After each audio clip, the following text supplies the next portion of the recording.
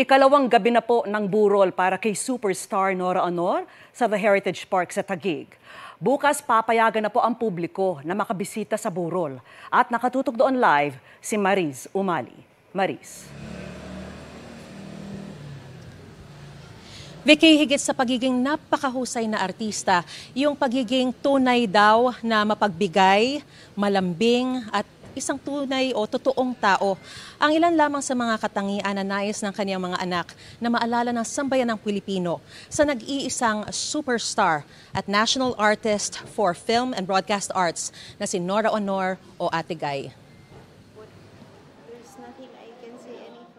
Hiniling ng mga anak na maging pribado muna ang burol ng kanilang inang si Nora Cabaltera Villamayor o mas kilala bilang Nora Aunor sa unang 2 araw.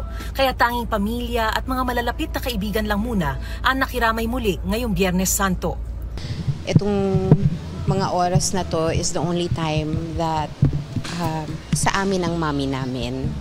All her life, she's devoted to the public, to her work.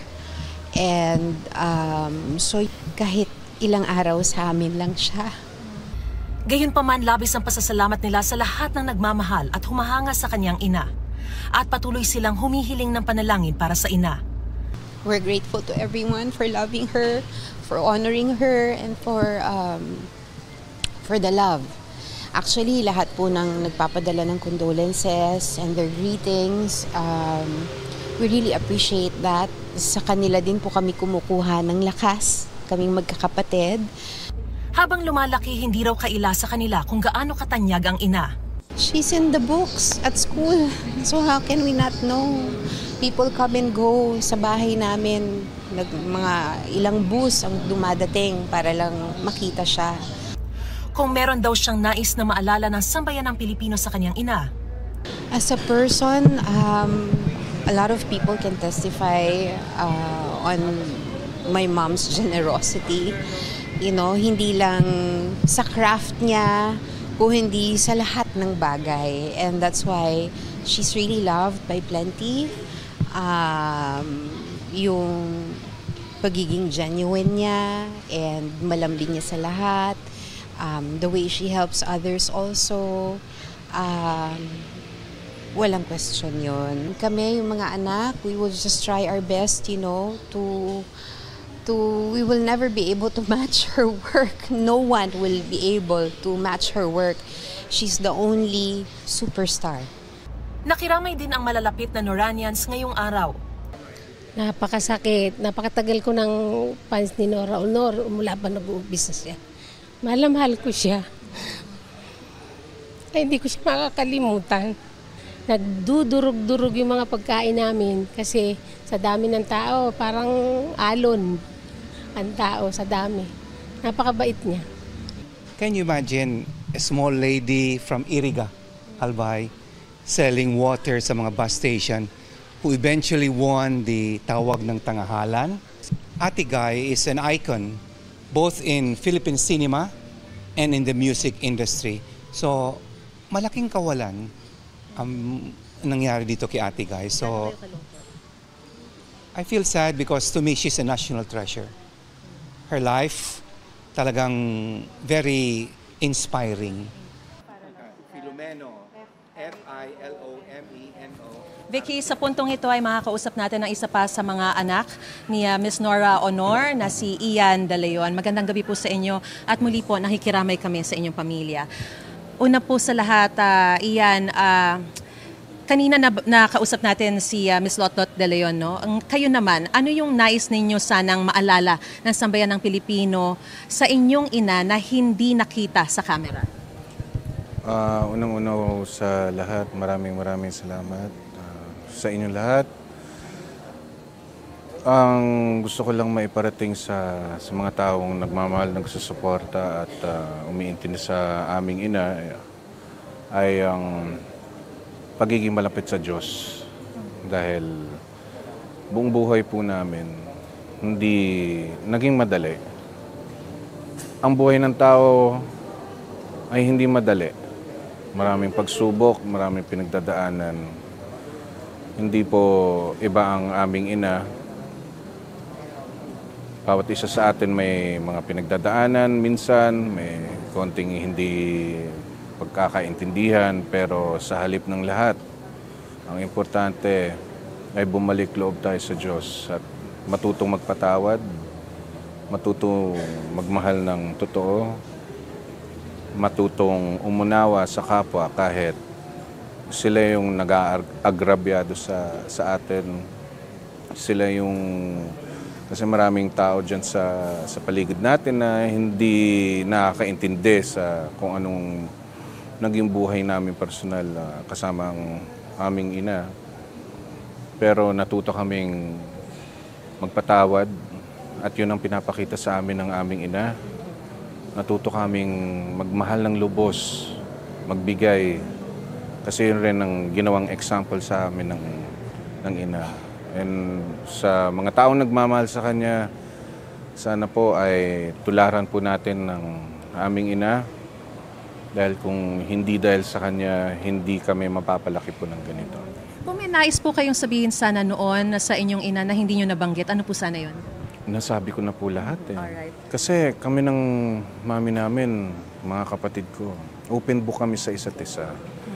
Hindi namin piniling magtago ng sama ng loob, hindi namin piniling magtago ng galit sa isa't isa. Yes, normal po hindi nagkakaroon ng pagkakataon na hindi nagkakaunawaan. Bawat isa sa atin siguro naranasan na yan sa kanya-kanyang mga pamilya, pero we see to it na bago kami mag-usap ulit, ay yung puso namin ay konektado ulit sa isa't isa. And syempre, ang Panginoon ang ginagawa naming example kasi bago, di ba, pinako si Jesucristo, pinatawad niya yung mga taong nang api sa Kanya. Ganun rin ang mami ko. May mga katanungan din po si Vicky Morales mula sa studio. Vicky, go ahead.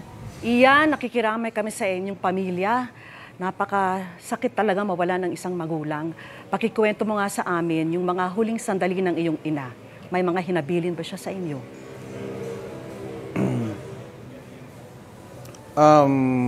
Yes, actually po, nag-usap po kami sa chat bago siya ma-rush sa hospital. And ang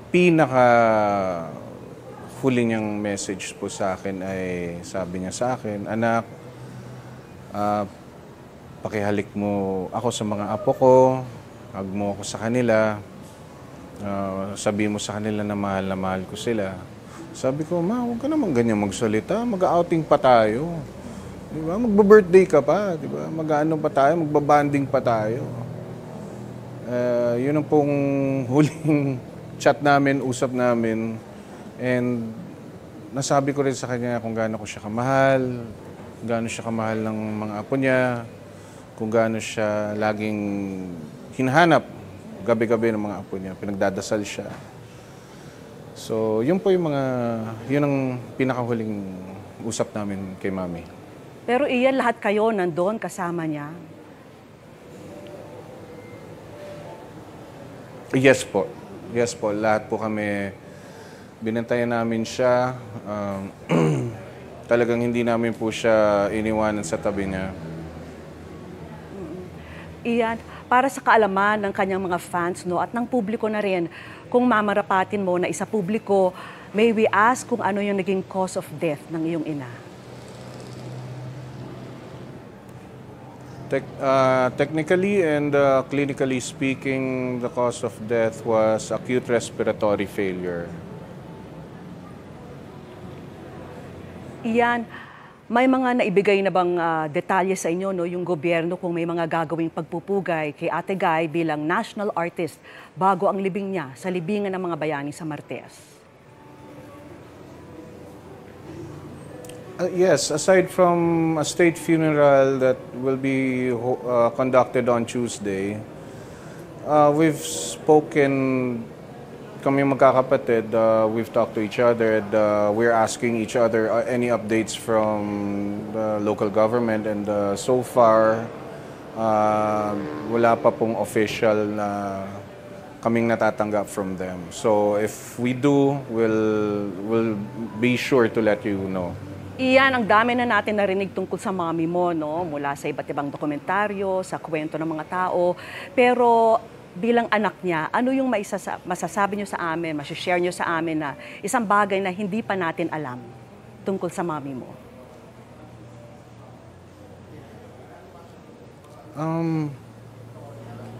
Unang-una po sa lahat, naging public property siya up until the very end. And ang nais lang niya minsan mangyari nung nabubuhay pa po siya is magkasama kami. Yung kami lang, walang ibang tao. Kami mga anak, mga apo. Pero minsan next to impossible yun if you would understand, diba? Yeah. But she would always remind us to not let go of our good Lord. Kahit anumang masasamang naririnig namin sa ibang tao, yung mga hindi rin sumasang-ayon rin sa amin, mga hindi rin nakakaintindi sa amin, sabi niya sa amin, nag-uusap kami, patawarin niyo sila, intindihin niyo sila. Always remember, anak, ang trato sa'yo ng ibang tao ay hindi mo kaugalian yun. Yun ay reflection lang ng kanilang pagkatao. Kung ikaw magiging apektado ka sa mga sinasabi sa'yo ng mga tao, mga ginagawa sa'yo ng mga tao, ibig sabihin sila ang may control sa buhay mo, hindi ikaw. Ikaw dapat mag-control sa buhay mo, sa emosyon mo, sa isip mo. Hindi ibang tao, hindi sitwasyon. That's why we found peace in this moment because we know that our good Lord is with us right now, healing us, giving us strength and courage, wisdom and knowledge. And yun nga po, may pinost rin po ako na it's not a loss, but again, in our Father's heavenly kingdom. So we should celebrate her life. Yes. Very well said. Maraming salamat sa iyong oras, Ian. At muli, ang taus-puso naming pakikiramay. Maraming salamat din sa iyo, Maris Umali. Sa ibang balita, bistado sa Valenzuela City ang 2 Singaporean at isang Pinoy na sangkot umano sa iligal na bentahan ng mga armas. May nakumpiska ring mga baril at bala. Nakatutok si Marisol Abdurrahman, exclusive.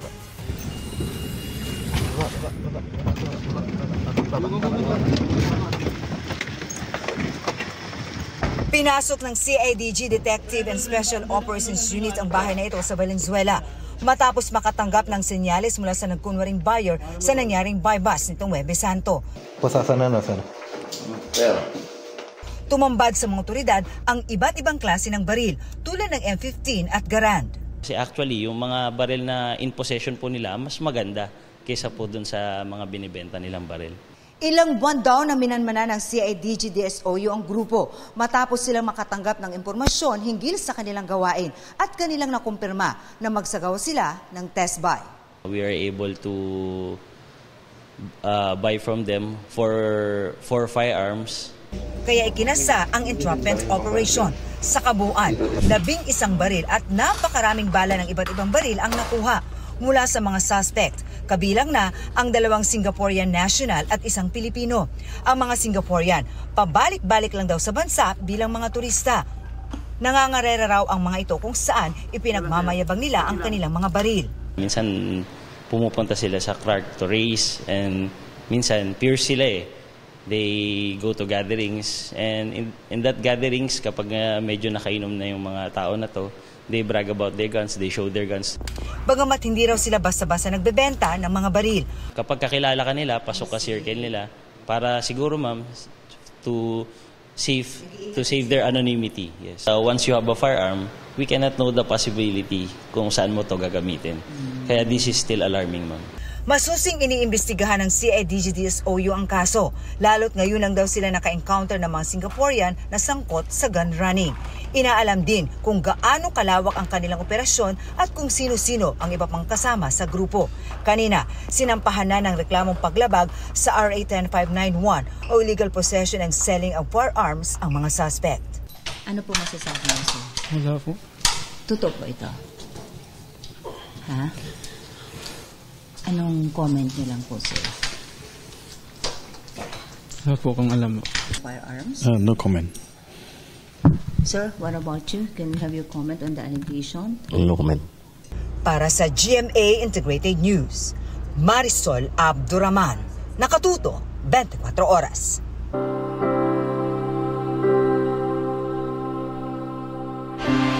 Pagtatanghal ng senakulo, pag-akyat sa burol ng nakaluhod at pabasa. Ilan lang po sa mga tradisyon tuwing Semana Santa na buhay pa rin sa ilang bahagi ng bansa. Tinutukan niya ni CJ Torida ng GMA Regional TV. Sa Lawag, Ilocos Norte, taon-taon ang pagsasagawa ng pabasa ng isang pamilya. Buhay rin ang tradisyong yan sa Kasiguran, Aurora. Ang ilang deboto naman, panata na ang nakaluhod na pag-akyat sa chapel mula sa paanan ng burol. Paraan daw nila ito ng pasasalamat sa Panginoon sa pagsagot sa kanilang kahilingan. Dinagsa rin sa bayan ang imahe ng Birheng Maria para sa pahalik. Maaga pa lang ay mahaba na ang pila para mahawakan ang puon.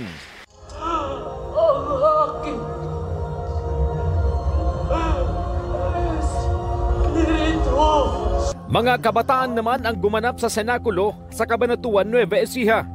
Nagbalik daw ito matapos matigil ng 7 taon. Nakatutuwa na ang mga kabataan ay bumalik kung paano nagsimula ang lahat at kung paano natapos din at kung paano si Kristo ang tunay na nagbigay sa atin ng kanyang buhay ay tunay na nagpalalim din sa ating pananampalataya. Iba't ibang grupo ng kabataan din ang lumahok sa parada ng Panata sa Cainta, Rizal. Sila rin ang gaganap sa senakulo sa bayan. Bisikleta Iglesia naman ang paandar ng isang grupo sa Ilocos Norte.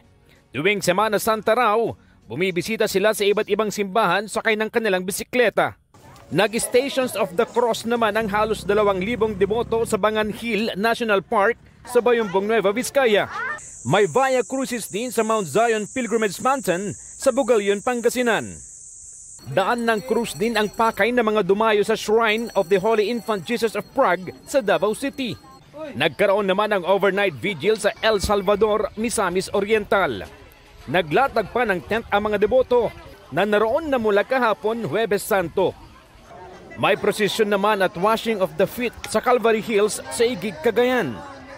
Milyon-milyon naman ang nag-alay lakad patungong The Antipolo Cathedral, International Shrine of Our Lady of Peace and Good Voyage. Ayon sa simbahan, mahigit 5.1 milyon ang sumali sa prosesyon base sa kanilang update kaninang alas 5 ng umaga. Nagsagawa rin ng alay lakad ang mga deboto sa Quezon Province. Nagsimula ang prosesyon sa Lucena City at nagtapos sa Groto ng Kamay ni Jesus sa bayan ng Lukban. Para sa GMA Integrated News, CJ Torida ng GMA Regional TV, nakatutok 24 oras.